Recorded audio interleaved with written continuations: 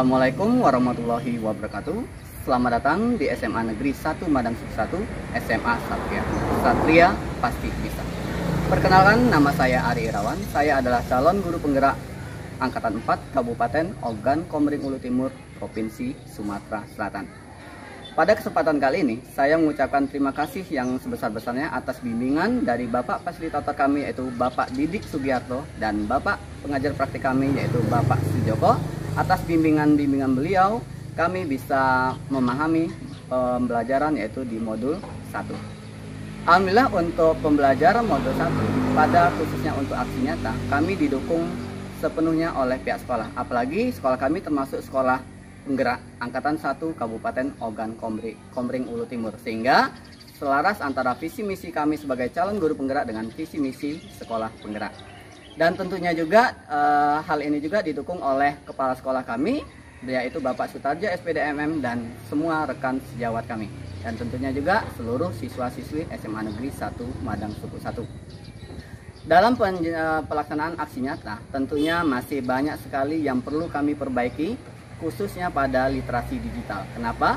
Karena pada literasi digital kami lebih fokus kepada di perpustakaan. Kenapa? Karena dalam perpustakaan itu kemarin kami tidak bisa menggunakan sepenuhnya perpustakaan karena digunakan pada saat untuk kegiatan belajar mengajar. Sehingga pada semester ini kami lagi pembenahan diri dalam fasilitas di perpustakaan. Insya Allah untuk dalam bulan ke depan kami sudah menyiapkan literasi digital, di mana kami mempersiapkan 2 laptop untuk anak-anak belajar komputer maupun belajar via internet. Terima kasih, itu saja. Wassalamualaikum warahmatullahi wabarakatuh.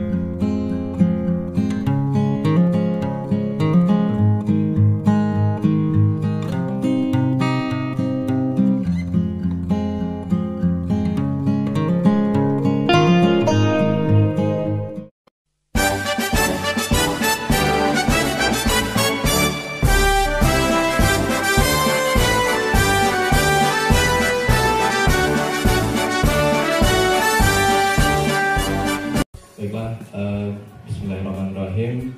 Assalamualaikum warahmatullahi wabarakatuh.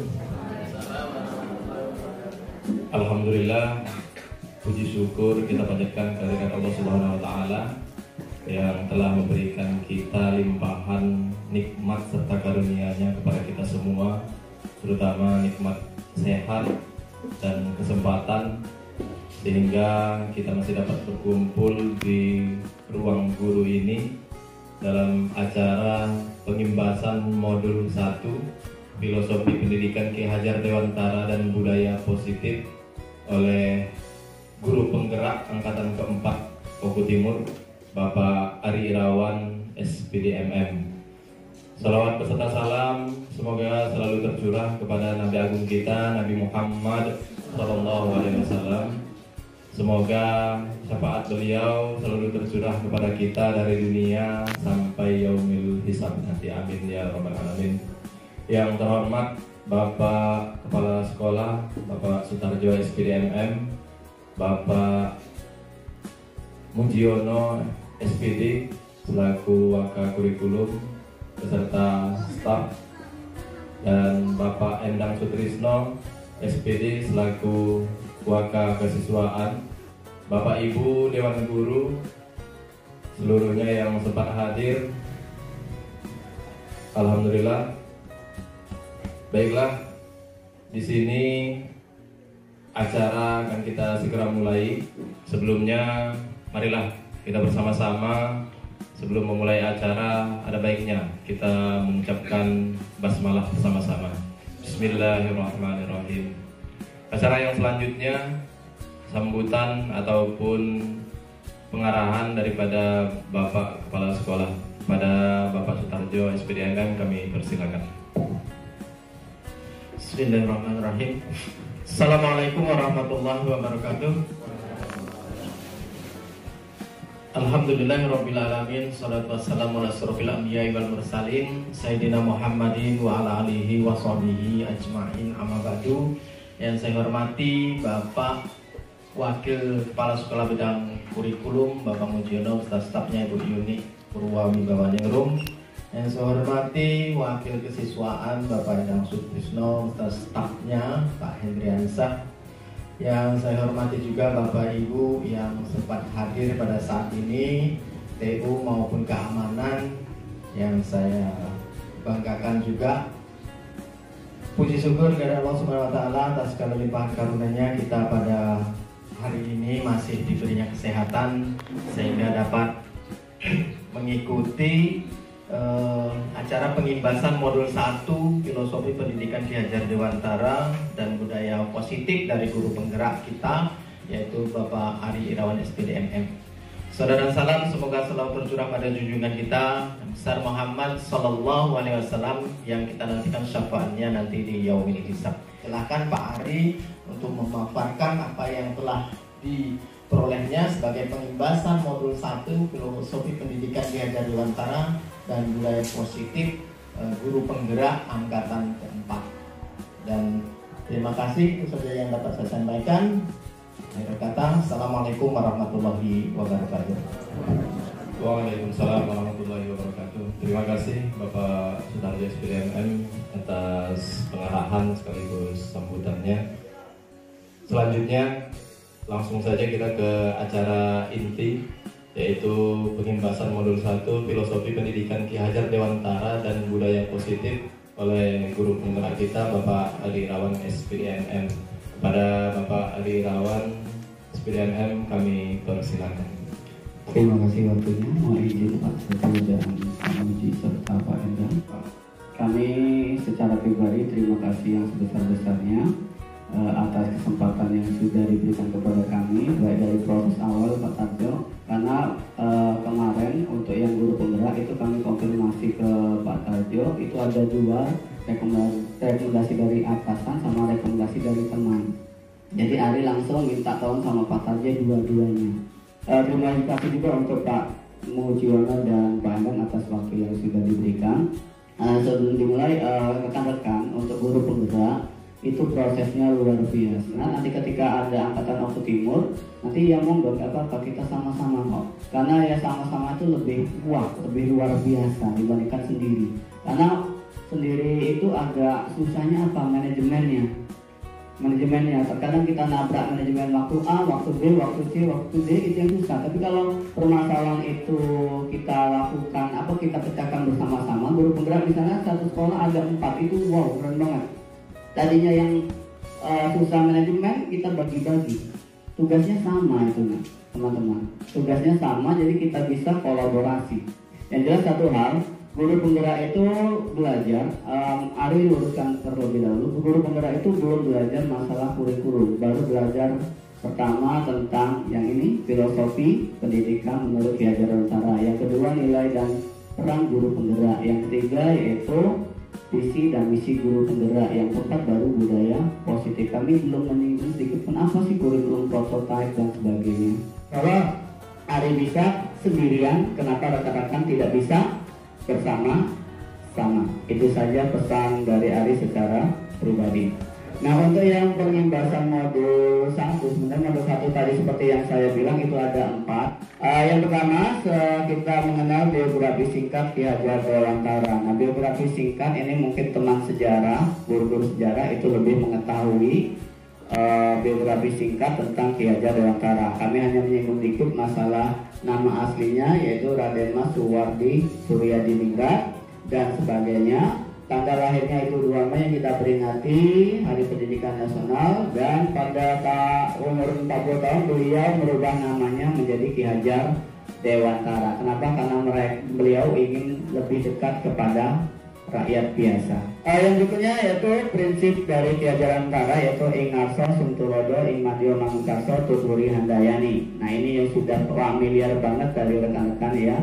Saya yakin rekan-rekan itu sudah memahami apa maksud ing ngarsa sumtulodo ing madya mangunkarsa tuturi handayani. Itu di depan memberi contoh, di tengah memberi semangat, dan di belakang memberi dorongan. Nah, yang kita bahas itu yang pertama, refleksi filosofi pendidikan Ki Hajar Dewantara. Pendidikan itu bukan berarti kita harus mendikte anak, tapi kita menuntun. Menuntun kenapa? Kemarin kita sempat menyinggung yaitu kodrat zaman sama kodrat alam. Karena setiap anak itu dilahirkan memiliki kodrat masing-masing. Contoh, anak-anak rasuan kita nggak bisa samakan anak-anak di Blitar. Kenapa? Lingkungannya beda, geografisnya berbeda, dan semuanya berbeda. Kodrat anak ini yang kita kenal ada kodratnya 2, yaitu merdeka dan bermain. Merdeka itu berarti bebas. Bebas apa? Bebas menentukan dirinya sendiri, tidak tergantung kepada orang lain. Itu yang makna dari merdeka menurut Ki Hajar Dewantara. Yang berikutnya bermain. Nah, ketika pembelajaran itu kita santai aja, nggak usah terburu mengejar materi, kita buat rileks. Oke, yang berikutnya menurut Ki Hajar Dewantara itu pendidikan berpihak pada anak. Nah, ini berpihak pada anak maksudnya apa? Maksudnya yaitu bukan murid untuk guru, tetapi guru untuk murid. Bukan murid yang melayani guru, tetapi guru yang melayani murid. Yang berikutnya ini sering kita dengar pada zaman sekolah dulu, yaitu anak dilahirkan yang ibarat kertas kosong. Menurut Ki Hajar Dewantara, anak itu bukan kertas kosong. Anak itu sudah ada goresan-goresan, tetapi masih sama. Kita yang memperjelasnya. Memperjelas dengan apa? Dengan cara menuntun. Yang berikutnya yaitu budi pekerti. Ini guru PKN itu lebih memahami apa sih maksud dari budi pekerti. Budi yaitu pikiran, pekerti adalah tenaga. Apabila budi pekerti menjadi satu kesatuan, maka akan menghasilkan keseimbangan atau keselarasan dari hidup. Ini konsep petani menurut Ki Hajar Dewantara. Jadi kita tuh guru diibaratkan petani. Apa petani? Kita lihat di situ, jika benih jagung itu baik, dasarnya baik, kan ada bibit jagung, bibit itu ada yang paling bagus, ada yang sedang, ada yang biasa. Nah, kalau kita anggap aja, kita pilih aja yang paling bagus, terus dirawat, hamanya dibasmi dan sebagainya, pokoknya dipupuk segala macam, maka hasilnya luar biasa. Nah, terus sebaliknya, ketika bibit itu bagus, kita nggak pelihara, Kira-kira hasilnya gimana? Hasilnya nggak terlalu maksimal. Tetapi kalau bibitnya kurang baik, tapi kalau kita beri pupuk, rawat dan sebagainya dengan baik, insya Allah tadi hasilnya lebih bagus dibandingkan bibit bagus yang tidak ada perawatan. Ujian pendidikan menurut Jajalantara yaitu menuntut segala kodrat, baik kodrat alam maupun kodrat zaman, sehingga mereka dapat selamat dan bahagia baik sebagai manusia maupun sebagai anggota masyarakat. Nah, ini yang kata-kata Merdeka Belajar. Teman-teman sudah pasti tahu profil pelajar Pancasila. Itu sudah sangat akrab dengan kita, apalagi kita sekolah penggerak. Insya Allah teman-teman tahu kenapa ada profil pelajar Pancasila, karena untuk mewujudkan pelajar berkarakter. Yang berikutnya merdeka menurut Jajalantara yaitu tidak hanya lepas dari perintah, akan tetapi juga cakap buat memerintah diri sendiri. Nah, ini profil pelajar Pancasila. Sama ya rekan-rekan.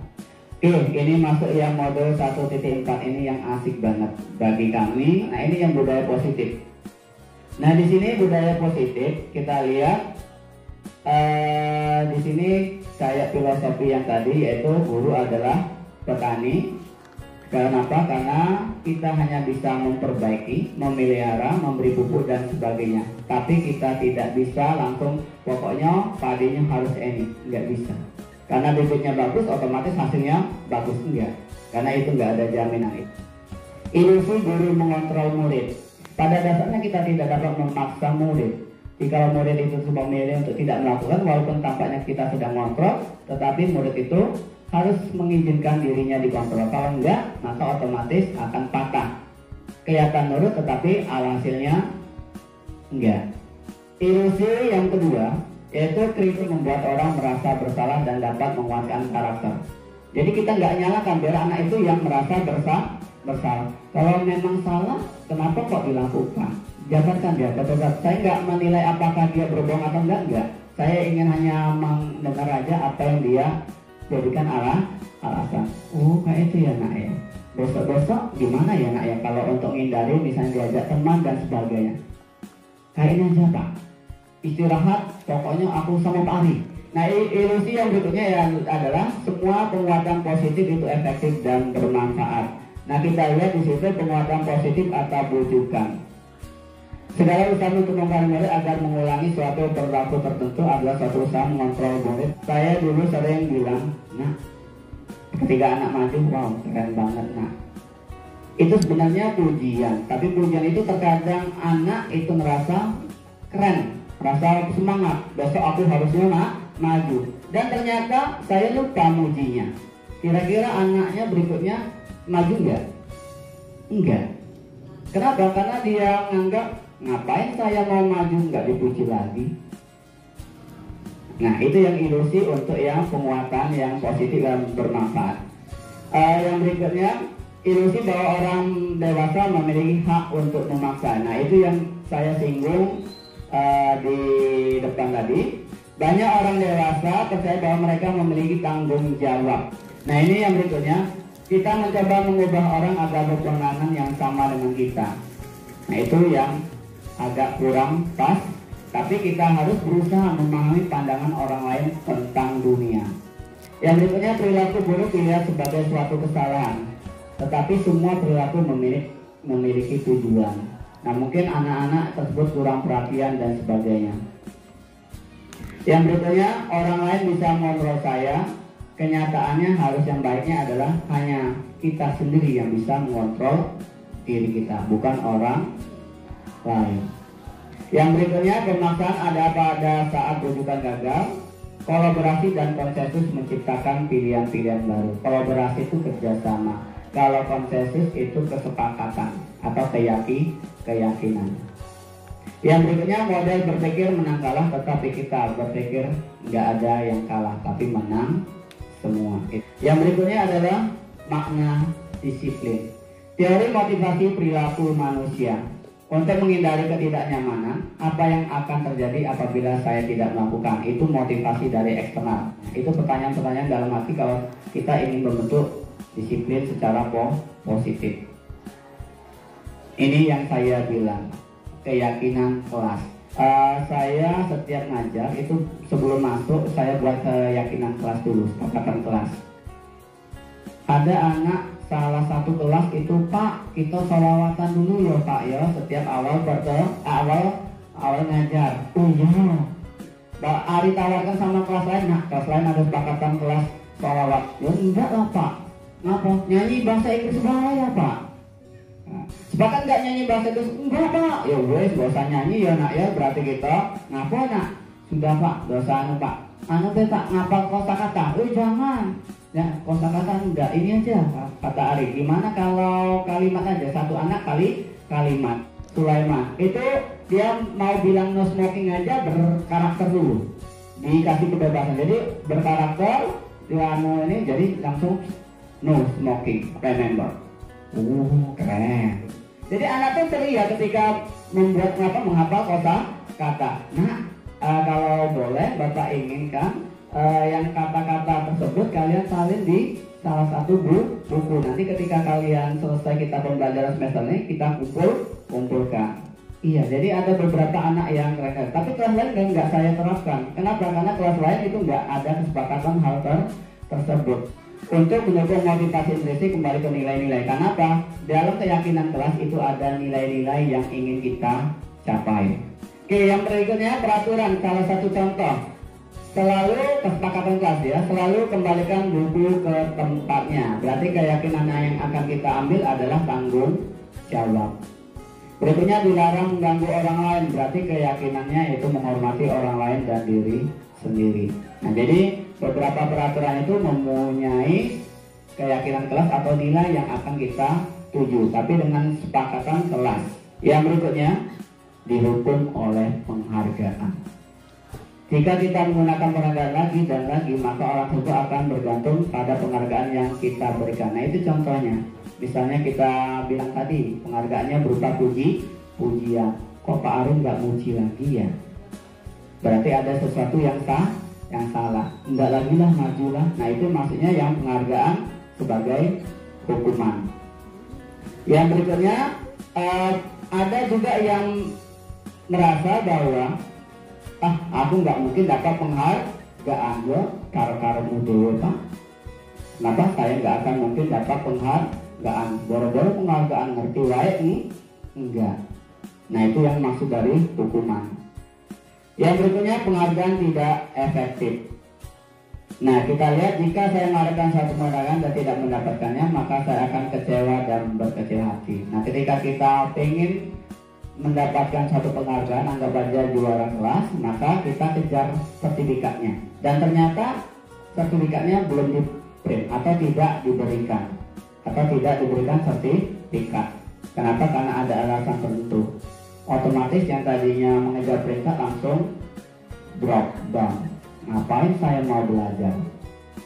Yang berikutnya penghargaan merusak hubungan. Nah ini juga seorang guru sering memberikan penghargaan kepada muridnya, besar kemungkinan muridnya termotivasi untuk menyenangkan gurunya. Tetapi kalau guru yang lain tidak memberi penghargaan, biasanya gurunya dicuekin nggak? Dicuekin.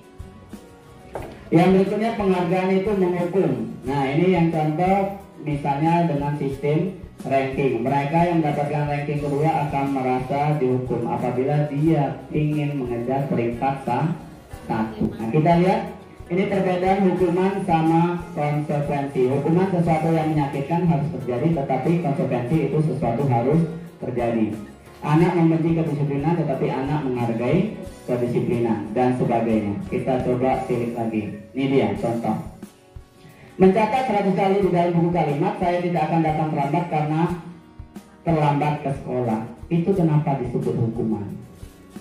Karena tidak sesuai dengan apa yang kesalahan dia. Yang berikutnya menggantikan kertas tugas teman yang telah dicoret-coret. Nah ini maksudnya konsekuensi.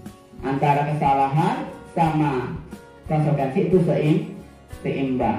Dia nyeret kertas berarti ya sanksinya atau konsekuensinya ganti kertas. Yang berikutnya ini dia contoh yang bagus. Lari mengelilingi lapangan basket 2 kali karena terlambat 10 menit untuk pelajaran TJ.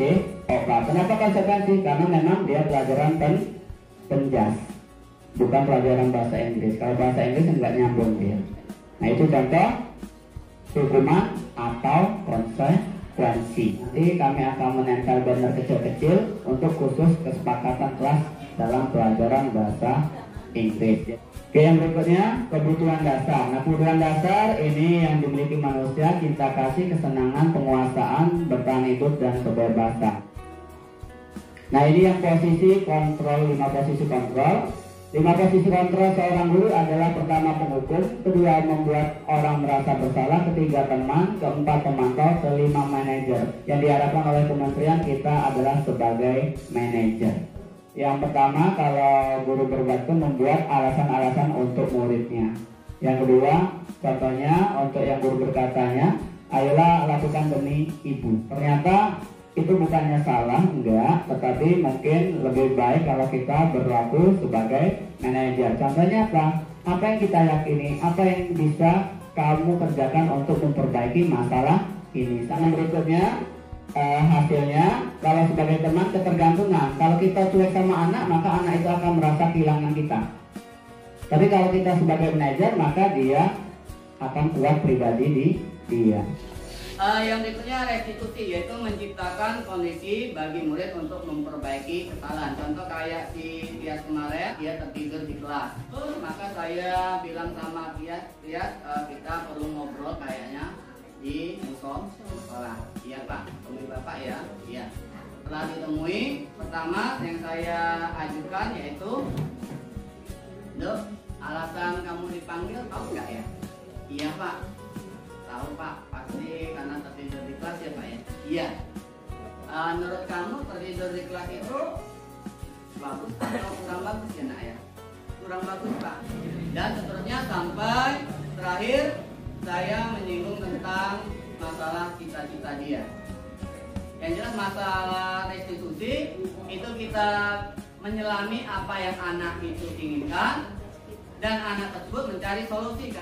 Oke, itu saja mungkin yang bisa kami sampaikan. Cukup sekian, kami akhiri. Wassalamualaikum warahmatullahi wabarakatuh. Waalaikumsalam warahmatullahi wabarakatuh.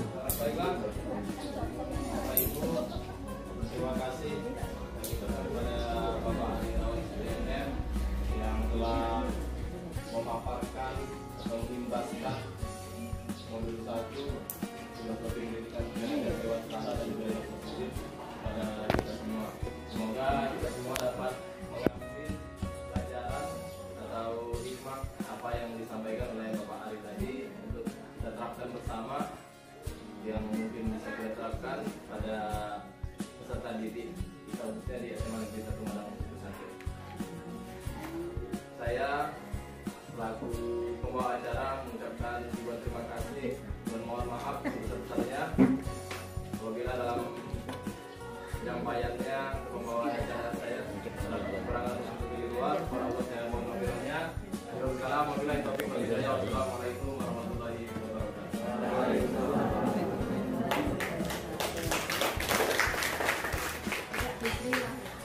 Assalamualaikum warahmatullahi wabarakatuh. Saya mau memberikan sedikit testimoni. Hari Sabtu kemarin, Bapak Ari Irawan, calon guru penggerak dari SMA Negeri 1 Madang Suku 1, sudah membagi ilmunya, pengimbasan modul 1 tentang filosofi Ki Hajar Dewantara. Alhamdulillah, berkat dari imbasan Pak Ari itu, kami terbuka untuk melakukan yang namanya pembelajaran paradigma baru yang selama ini sudah kami dapatkan ilmunya, tapi masih belum begitu belum begitu greget, belum begitu tergerak. Dengan penyampaian materi yang Pak Ari sampaikan, kami merasa tergerak, yaitu dengan memberikan komitmen kelas, kemudian vonis dan reward kepada siswa, kemudian bagaimana cara kita membagi atau mengklasifikasi siswa berdasarkan minat belajarnya, itu benar-benar sangat membantu kami dalam melaksanakan pembelajaran di sekolah penggerak ini. Salah satu buktinya hari ini saya sudah mau melaksanakan apa yang ilmu Pak Ari berikan kemarin di kelas saya. Kami mau membuat komitmen kelas yang baru. Terima kasih banyak Pak Ari. Semoga ilmunya bermanfaat dan barokah. Tetap semangat. Salam guru penggerak, tergerak, bergerak, dan menggerakkan. Wassalamualaikum warahmatullahi wabarakatuh. Assalamualaikum warahmatullahi wabarakatuh. Perkenalkan, saya Kastina dari kelas 12 IPA 1. Alhamdulillah di kelas kami telah menerapkan kesepakatan kelas yang dipadu oleh Bapak Ari Irawan. Yaitu kesepakatan tersebut sebenarnya banyak, tapi salah satunya itu membuat kosakata atau kalimat. Kalimat itu diajukan oleh satu orang satu kalimat. Contohnya not smoking. Nah, dalam mengajukan perkataan tersebut, yang anak tersebut menggunakan dengan gaya agar siswa tersebut dengan enjoy dan tidak menonjol atau tertekan. Sekian, wassalamualaikum warahmatullahi wabarakatuh. Yes, masuk ya.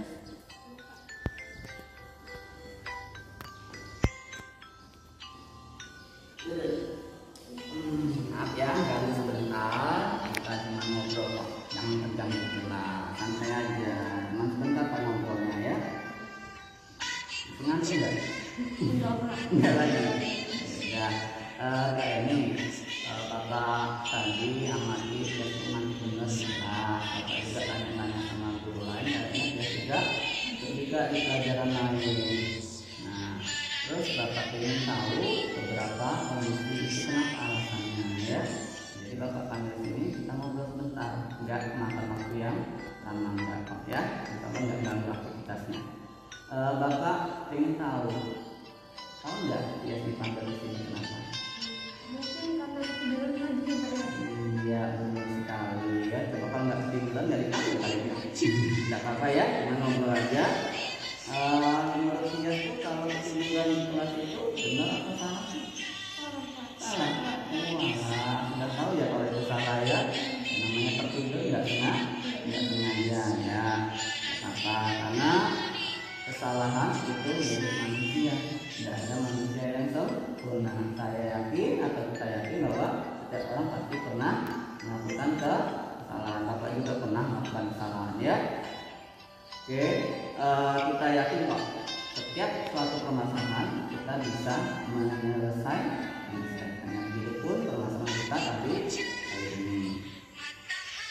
Bapak yakin kok dia sebelumnya itu belum pernah tertidur kayak itu. Akhir-akhirnya aja yang tertidur di kelas. Bapak yakin pasti ada alasan. Boleh dong cerita? Saya tidurnya kemalaman, tidur dari jam Kemalaman jam berapa sih? sekitar jam Setengah 12. Itu langsung tertidur atau masih malam duluan juga? Main HP dulu, aduh. Oke, pertama kali kita join kelas kayaknya kita sudah buat kesepakatan kelas ya. Nah, ingat nggak kesepakatan kelas kita? Ya, bisa disebut ya, kira-kira apa kesepakatannya? bertanggung jawab,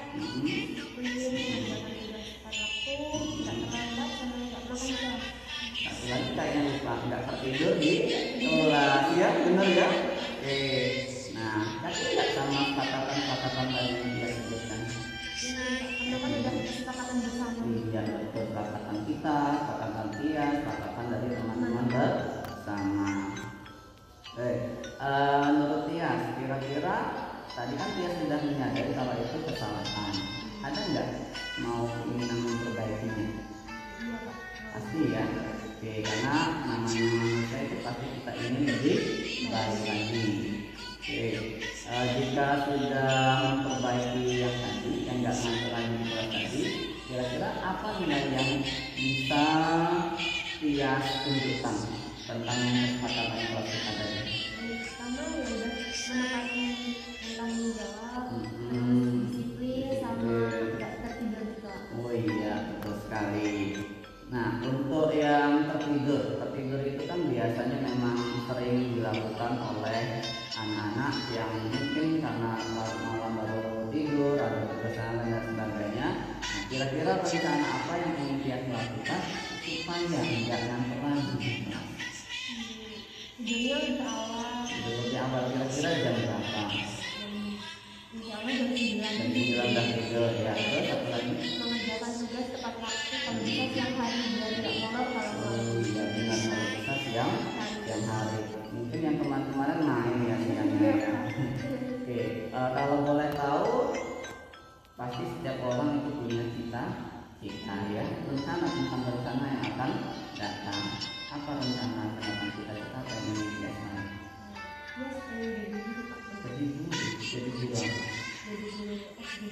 Bimo penyelaman guru SD sangat luar biasa ya. Semoga cita-citanya tercapai, amin ya. Dan itu saja kita ngobrolnya ya.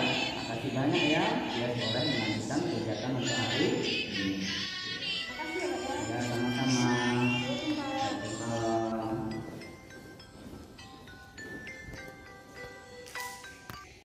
Assalamualaikum warahmatullahi wabarakatuh. Saya Des Febriana. Alhamdulillah pada hari ini saya telah melaksanakan restitusi bersama Bapak Ari Irawan mengenai permasalahan saya, yaitu sering ketiduran di dalam kelas pada saat jam pelajaran pada akhir-akhir ini. Dan alhamdulillah pada pelaksanaan hari ini saya merasa lega karena bisa mengungkapkan perasaan saya secara asyik, menyenangkan, seru, dan saya tidak merasa terintimidasi atau tertekan. Saya ucapkan terima kasih kepada Bapak Ari atas pengarahannya sehingga saya dapat menemukan solusi terhadap masalah yang ada pada diri saya, dan harapannya permasalahan tersebut dapat clear dan saya dapat menjadi pribadi yang lebih baik lagi untuk kedepannya. Assalamualaikum warahmatullahi wabarakatuh.